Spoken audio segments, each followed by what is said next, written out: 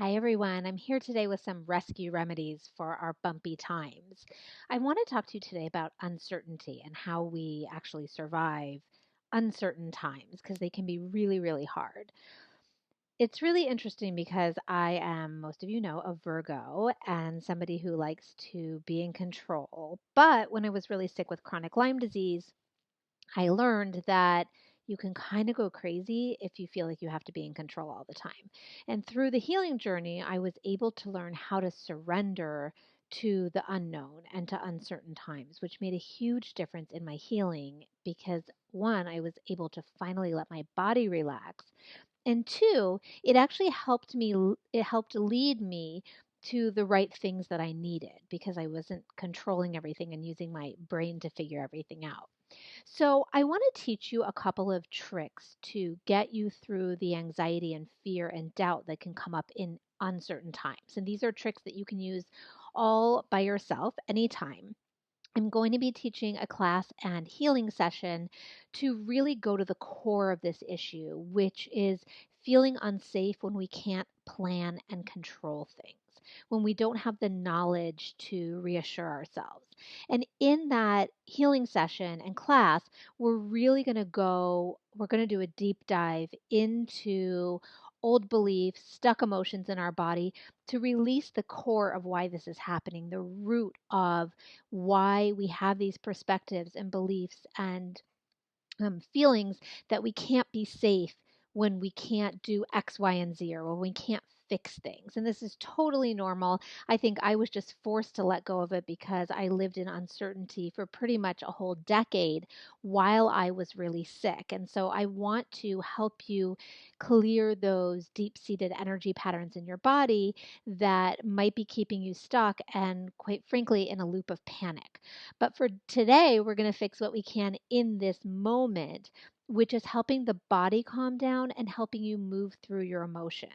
So, all of you that know me know that I strike a very fine balance with my work of focusing on emotion just long enough to release it instead of suppress it, but then move on, which is what I want everybody to do. It doesn't help to ignore your emotions, but it also doesn't help to dive into them, which is why I want to show you what you can do with your body to help fear, anxiety, and doubt move through a little bit faster until we do the deeper work of clearing the beliefs and the subconscious programming that's getting us and keeping us in this panic loop in the first place.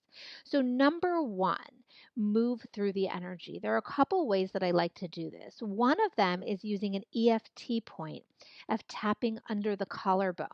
If you find the middle notch of your neck and you go either to the left, this is my right, the right or the left, and then you go right under the collarbone and you tap there. This tapping point is associated with the fear mechanism in your body, your kidney meridian or your kidney energy pathway.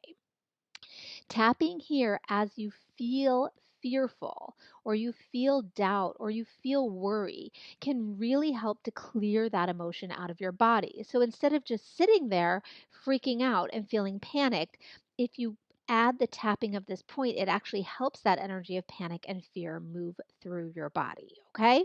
So you can sit there all day and do this if you want. And I have at certain times in my life done that for a long period of time.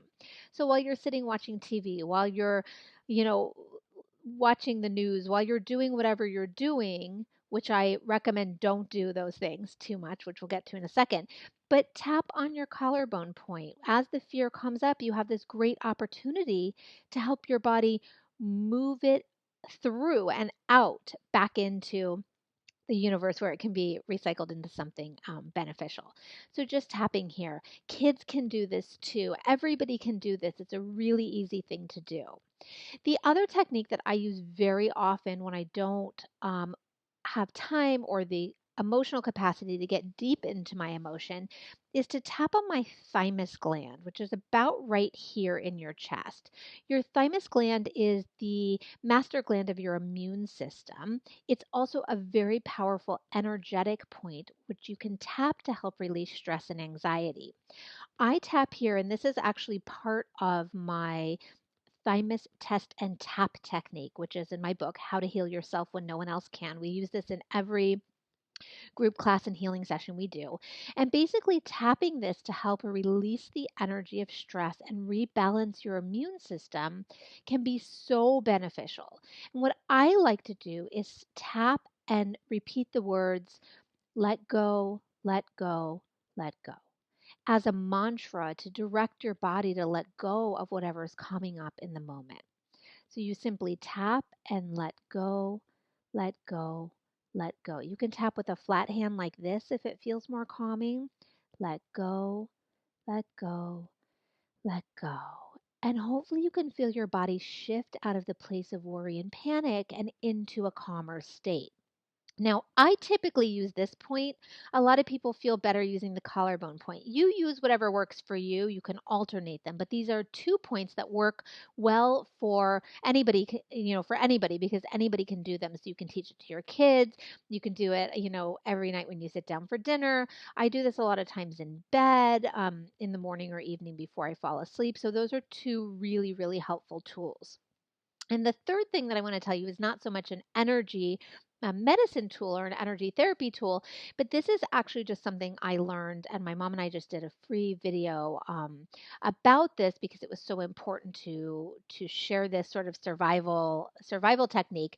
But what I learned and what we both learned while I was going through my illness is that you can't focus on the scary negative thing all the time. If you are constantly tuning into all of the things that are creating or triggering fear, doubt, uncertainty, your body doesn't get a break to bring you back to the place of all is well or I am safe or even out of stress mode enough so that you can kind of control or manipulate your own internal voice to help calm yourself down. So while I never ever suggest ignoring or suppressing your emotions, it's okay to distract yourself, to watch something funny, to not watch every live update on Facebook about what your friends are saying about what's going on. It's okay to tune out so that you can close out the panic and allow your own body to reset. Okay? I hope those things were helpful for you. Tap here, tap here. Give yourself a mental break. It makes such a big difference. It lets you come out of stress mode and into relaxation, healing mode where your nervous system can recalibrate. And we're going to be going again much deeper to the root of why this is causing such panic. Obviously, there are logistics and fears around health and mortality and all those things, but even deeper we have beliefs that are making that panic worse than they need to be in this situation. There still are many ways that we can shift the energy and the subconscious programming within us to feel safer and to feel okay even despite what's going on around us. So I can't wait to help you all, and I hope all of this has been helpful for you just as little tricks that you can use in this moment without having to think about it too much. I'll see you all soon. Bye.